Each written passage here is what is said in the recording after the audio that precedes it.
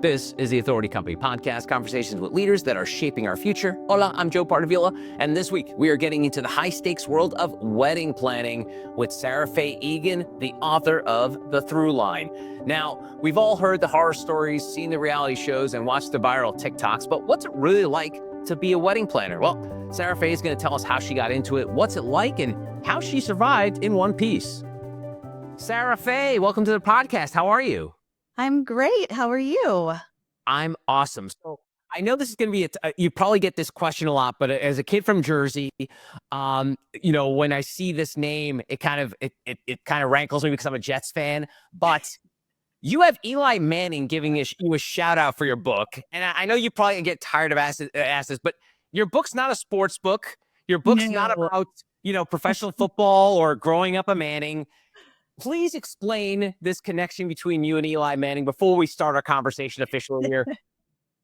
Yes. Well, my husband actually grew up with Eli in New Orleans. They were neighbors and still to this day are close friends. And I went to Ole Miss. So before I even knew my husband was cheering on Eli and the Ole Miss football team, and have remained very close. But I actually planned Eli and his wife Abby's wedding.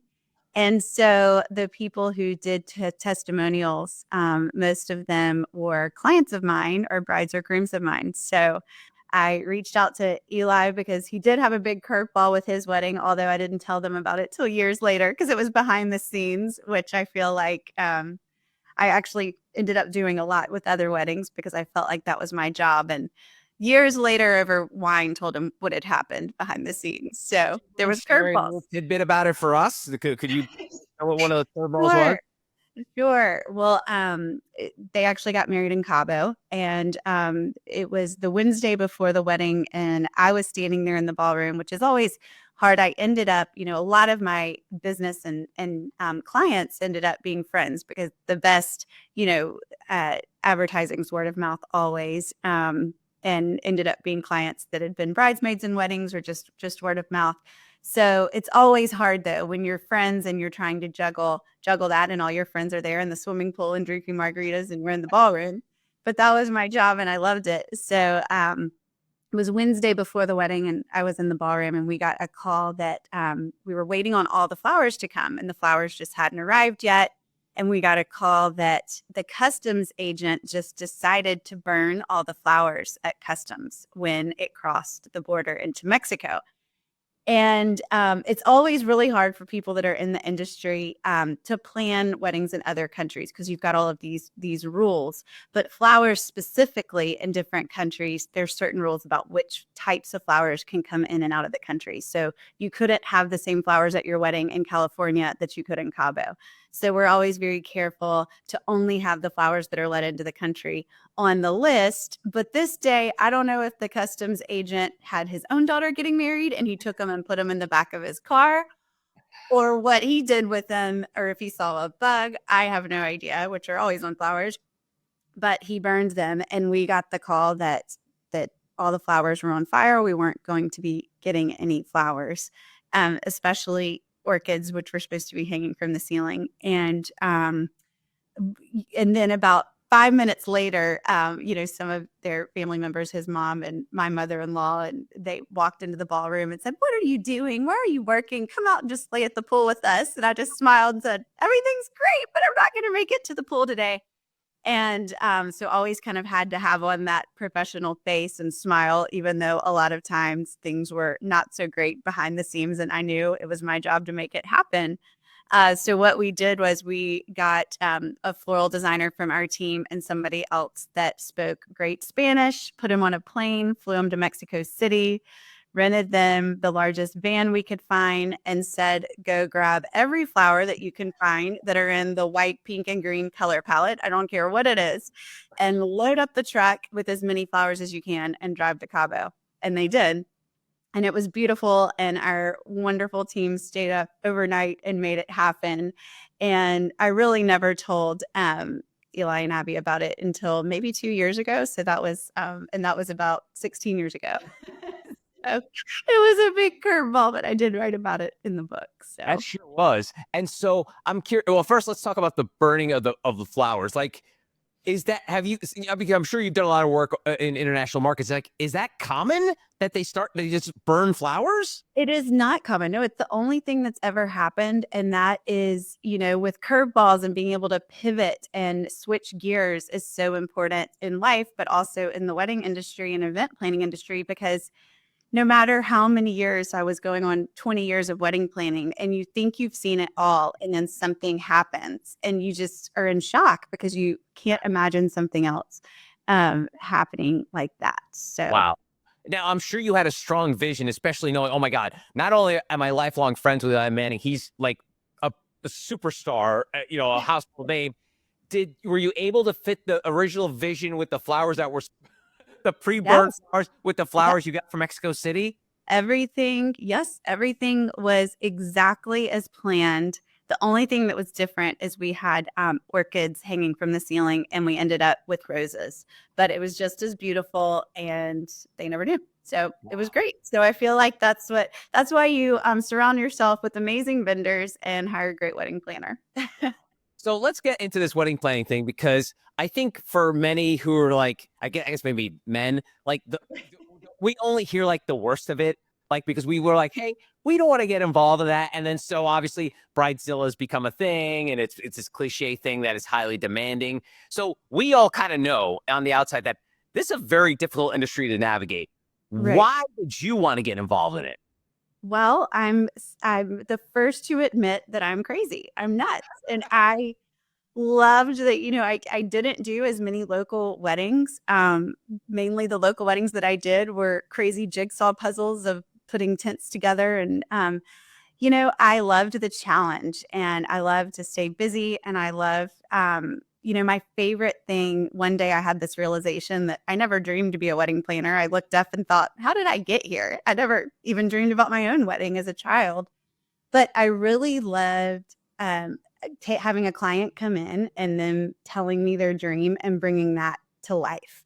And so it was a challenge, and even all different types. The biggest compliment to me always is when a guest came into the wedding or the event and said, "Oh my goodness, this is so Caroline," or whatever the client's name was, because you can relate it a lot to interior design as well, with designers, especially with wedding designers, where people walk in and they immediately can name the interior designer or the florist or who designed the wedding or home. And I never wanted people to do that. I wanted them to walk in and say, "This is so the bride and groom." So Wow. I always really tried to get to know them and capture their personality, whether it was my personality or not. Now, if I didn't totally agree or thought something was tacky, I would say it and try to put a beautiful spin on it. But I wanted it to be a reflection of them. And that was fun. That's so cool. All right, so I mentioned the bridezilla thing. I've been on a track record that like the 3 or 4 last weddings that I was either invited to or friends were putting together, the wedding planner was fired. Like there was like a streak of like 3 in a row. Not the same planner, but it was like each time they had to fire the wedding planner for not getting the job done. Why is that job so hard? Because it seems like, like you mentioned, you didn't grow up dreaming about your wedding day, but a lot of women and even men think about that. And so there's all this added pressure. So tell me about this fraught, like sort of like on the edge of your seat. And you Right. beautifully illustrated it with Eli Manning, but like this idea of like having to manage all this pressure, and a lot of people just can't cut it. Right. And it's honestly sad because as I saw the clients that would come in and be so stressed out and be putting so much pressure on themselves, I could tell from day one, those were the ones that weren't going to enjoy the wedding day at all. The ones that were sitting there stressing over the perfect Pantone shade of blue, and the ribbon was 1 inch off and they threw a fit or whatever it was, which are all important details. And I wanted those to be perfect. But, you could always tell when they were so stressed about that. I always gave them my speech that said, "Okay, if you're out on the dance floor, your guests are going to be out on the dance floor. And if you're having fun, they're going to have fun. And you're the host and they're going to follow your lead." Because, I've seen weddings where they spent, millions of dollars, and, it's not fun and it's sad. The bride's in the corner. And so, you really want them to Yes, all those details are so important and it is special, such a special day. But really, life goes on after it as well. And you want to have that memory and you want to have that special day. I mean, I really love destination weddings because it's really the only time that everyone you love is in one space together. And while, having a local ballroom wedding, it is, but, people come in, they leave, the older guests are at home in time to watch the 10 o'clock news. But for a destination wedding, it really turned into this 3-day weekend where your closest friends, your fiance's closest friends, your college friends, your high school friends, everybody that might not know each other is surrounded by a pool or just together, really getting to know each other and watching all that happen, I think is really special. Cool. Well, if I may slightly push back as a Generation Xer, the Sure. idea of a destination wedding seems like a horrible idea. Like the fact that you're forcing, like, and again, I'm over exaggerating, but you're forcing people to literally like book travel to Yeah. block a number of dates. And I know this is incredibly popular, especially with younger generations. But man, the I just whenever I see that come across, I think my nephew had one last year in Puerto Rico, and it's just like, "Ugh, what are you doing? I gotta fly. I gotta have a race with my dog. Like, tell me about this idea about that, because it sounds like you're a fan of them, but talk about how it affects the other people. Well, I'm a fan of them if it makes sense.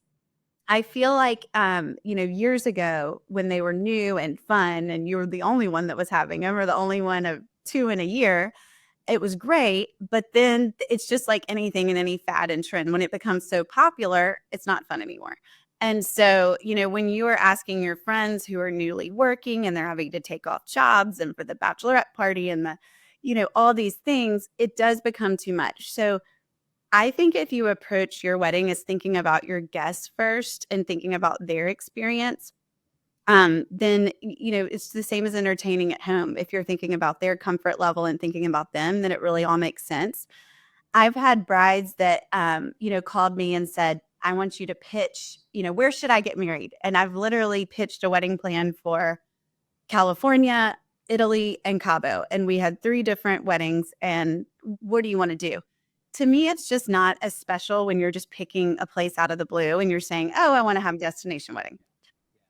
But when you grew up, going to Maine every summer your whole life and your family has history there and you're going to take your kids back there every summer and it's just such a special place to you and your family, that makes sense.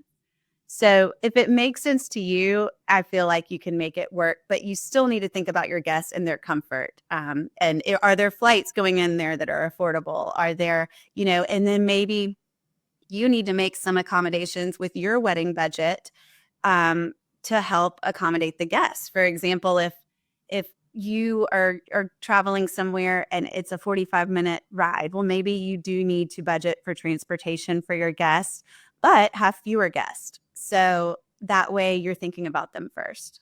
Okay, I love that. All right, you sold me. If the makes sense, I'm totally on board. That the main example is wonderful. It is. Could you share like the most random destination place that you've done? It sounds like you have like your benchmarks that you're like, okay, these are go to. But is there a place that you did one and you were like, oh boy, how am I going to pull this one off? Because I'm not, either used to working in this market or having to find different vendors or something like that.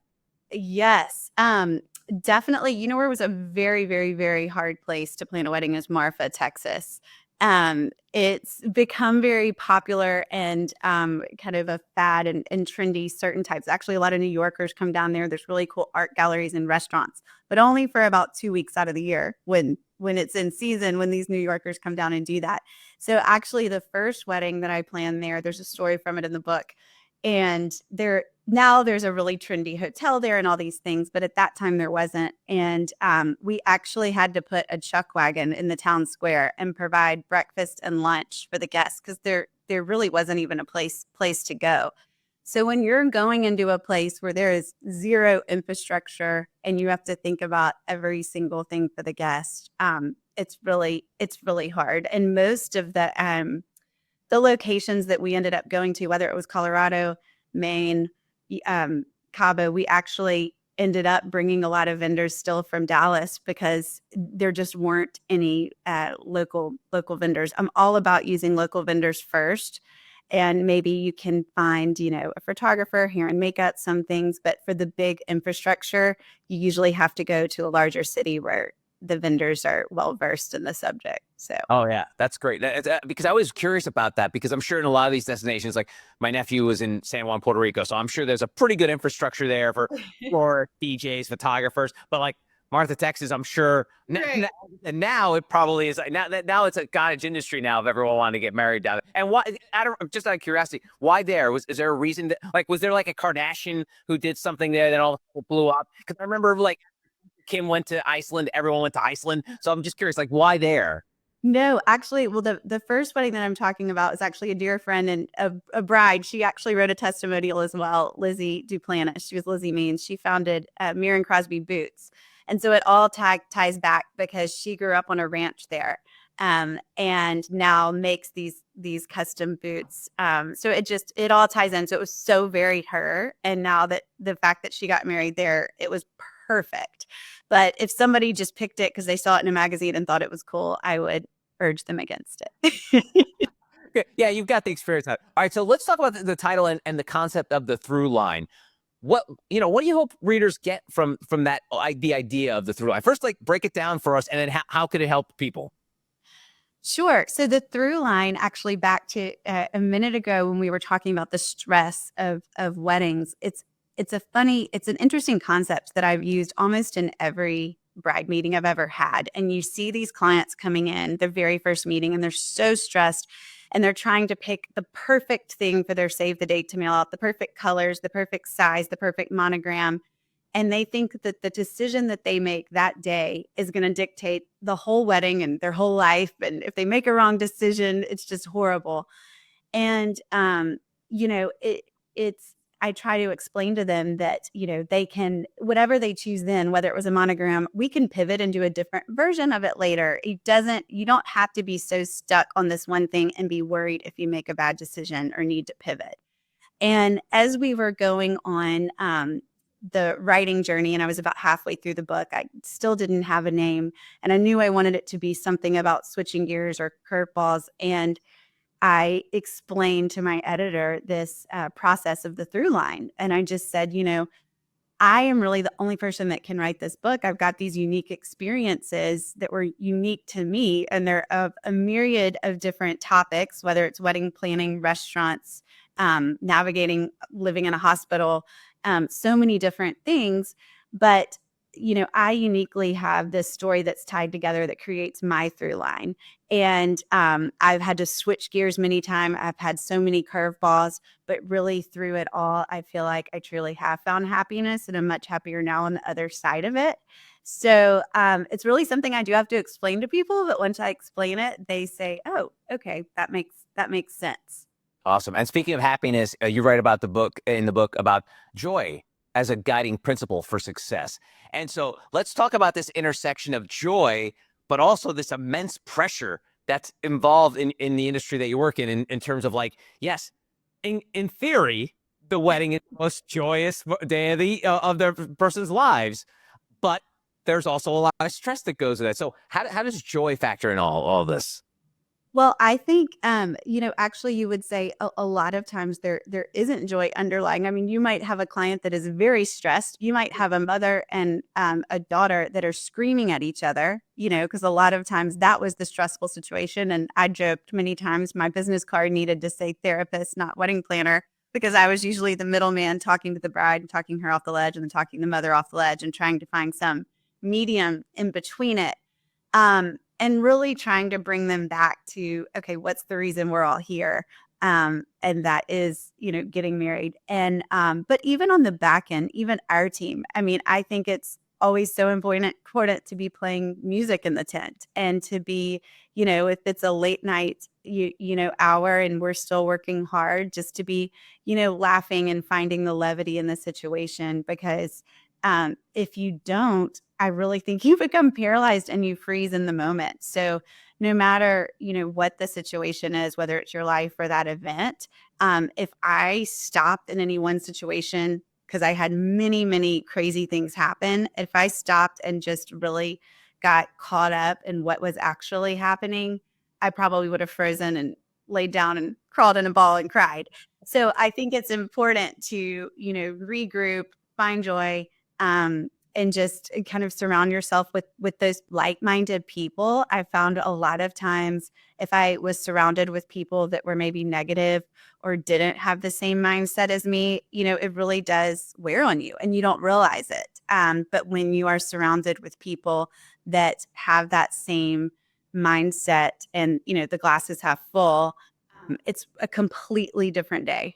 So that's what I've tried to do from now on.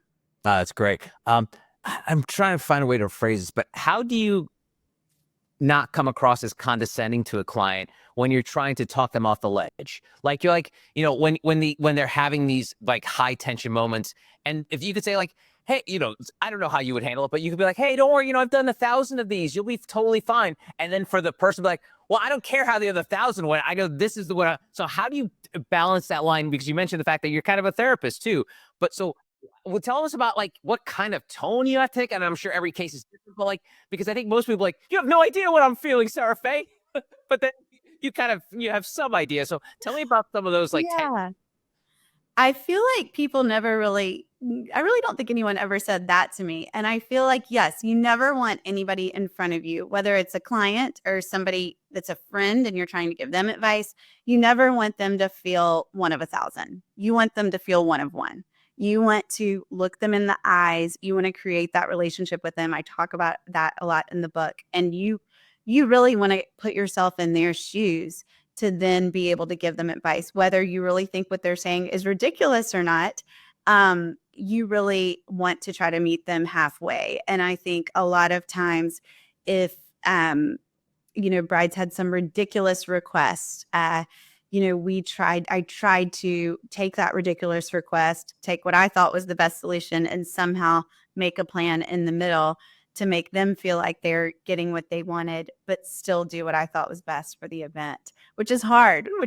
So a lot of psychotherapy and analyzing. And, I think, I talk about this too, is chameleon sales is a real thing. And I learned that, from my first boss, Todd Fiskus, but when you're in a meeting with somebody and we'd have so many different clients from all different walks of life, but if somebody comes in and inherently I took this on. So if I knew I was going to a meeting in a field, I might wear my cowboy boots and, or if I was going to a meeting at a corporate boardroom, I'd probably wear a black dress and pantyhose and a sports coat. And so, just kind of dressing to their level or talking up or down to their level, whoever you're sitting across with. If somebody's got their arms crossed and all tense, you don't want to be standing up looking down to them. You really kind of want to meet the person where they are and make them feel comfortable before you try to give any advice. Okay, you mentioned it, so now I have to ask. Ridiculous requests. Can you throw one at me, like one of the most ridiculous requests where you were like immediately like, because I know someone, Sara Fay, just talking to you for like 20 something minutes, you feel like you're one of those people who's a problem solver. You'll try to find a way. But what was that one request that came? You're like, hell no, I am not going to be able to do that. Well, I'll tell you a ridiculous request that we did make happen. All right. And this is in the book too, but we had a groom that wanted to land to the ceremony out of a helicopter.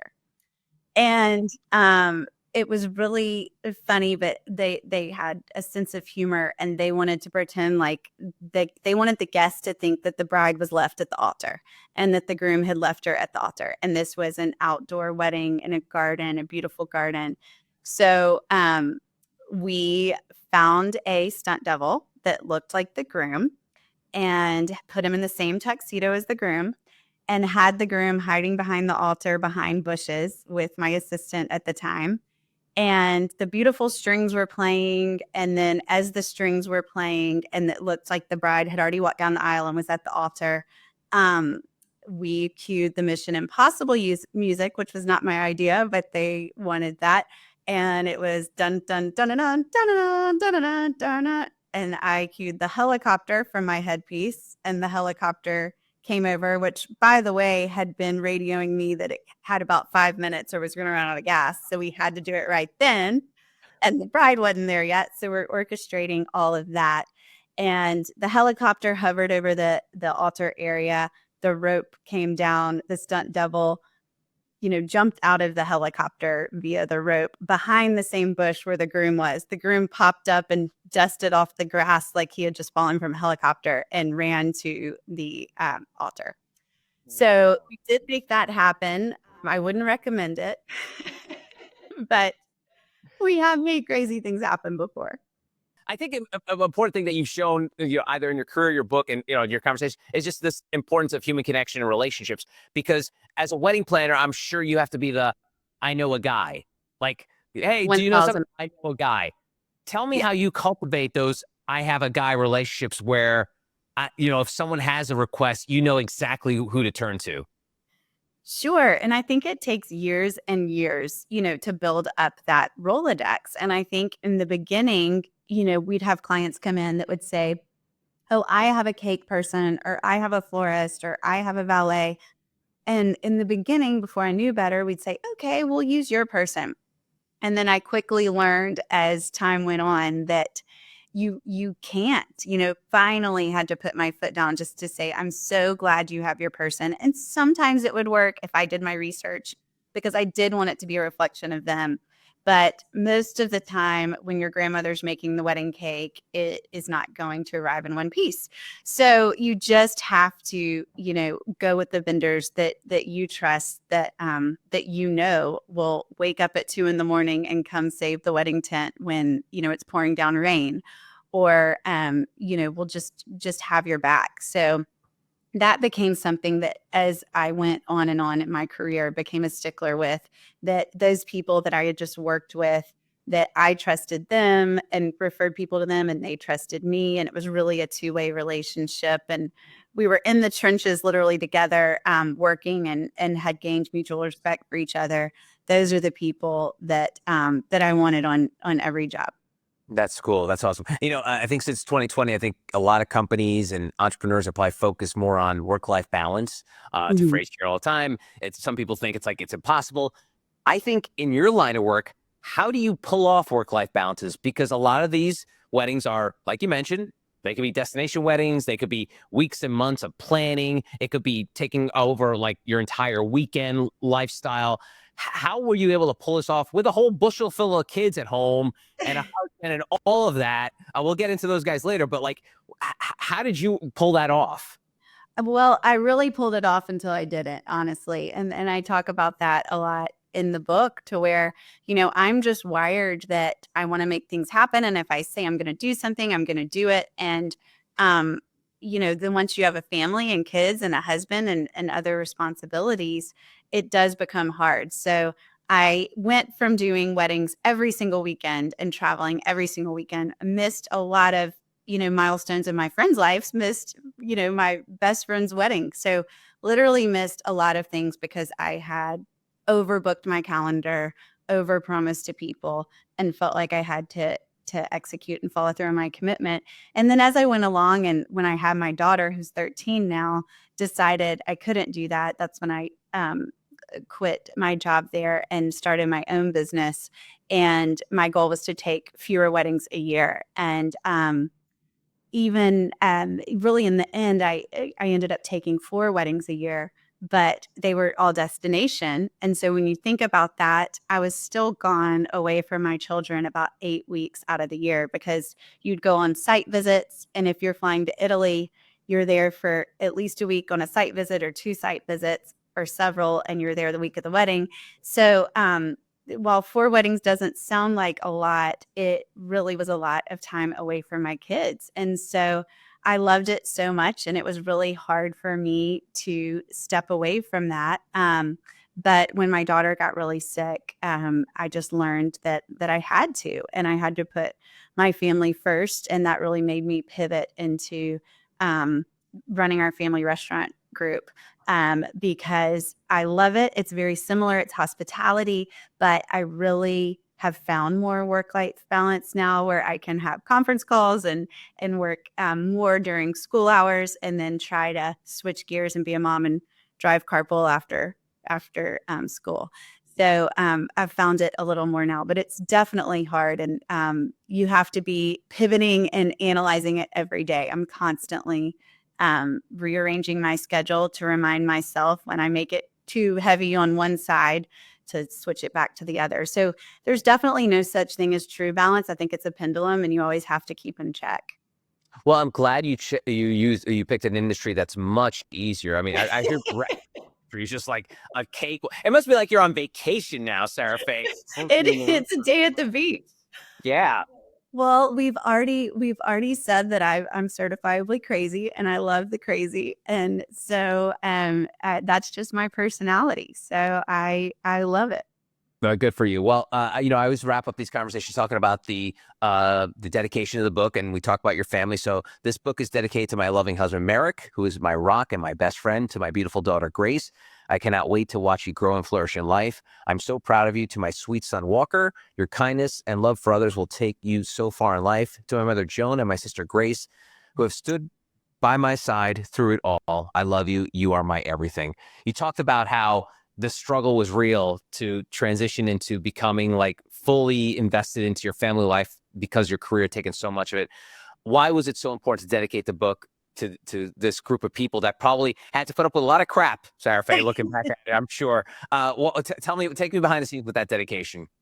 Yes. Well, starting with my husband, who's absolutely wonderful, and we met in college studying abroad. So he's definitely been there through it all from the beginning of all my craziness, and really put up with so much of me being out of town every weekend, and really working so much. But I think he believed in me, and really from the beginning we became more partners, so that we kind of treated each other as equals, which I think is really important, and kind of just shared everything. So sometimes he picks up more slack, sometimes I do, and we just go back and forth. So he's definitely been my rock there. And then my daughter Grace, when she was born, I thought I really had a struggle. I thought, I have this great career and it's all I wanted, and I feel like I'm really good at it, but I don't know how to do that and be a mom as much as I was working and as much as I was traveling. So I quit because I didn't know how to do both. And it was really a struggle. And I feel like now it's more prevalent, especially since COVID, where there's more, moms working from home, and it's just an easier thing to do, because I knew my mother was such an incredible mother. And even though she was an interior designer, she was always home. She was always present. So she would work during the day or after she put us to bed, and she would always pick us up in carpool and cook meals. And so she was always there for me. And I knew I wanted to be that kind of mother. So, so Grace, really completely changed my life. And my son Walker is so wonderful and so kind and so easy, and just a great athlete, and just wonderful. He's hilarious, and has also put up with a lot. And my mom and sister are just always there. They're really kind of my steadfast. We joke that if I call one of them, we just three-way in the other, and they literally drop everything. And when Grace was in the hospital, they literally just dropped everything and were there every day, and moved in with me and made my life run, and can't imagine life without them. So you're going to make me cry. That's awesome. Her name is Sara Fay Egan. The book, The Through Line, Finding Happiness Through the Curveballs of Life, Family, and Business. Sara Fay, thanks so much for the time. I really appreciate it. Thank you. I enjoyed it. Thanks so much. And that'll do it for this episode. If you'd like to find out more information about Sara Fay and the rest of our authors, go to theauthoritycompany.com.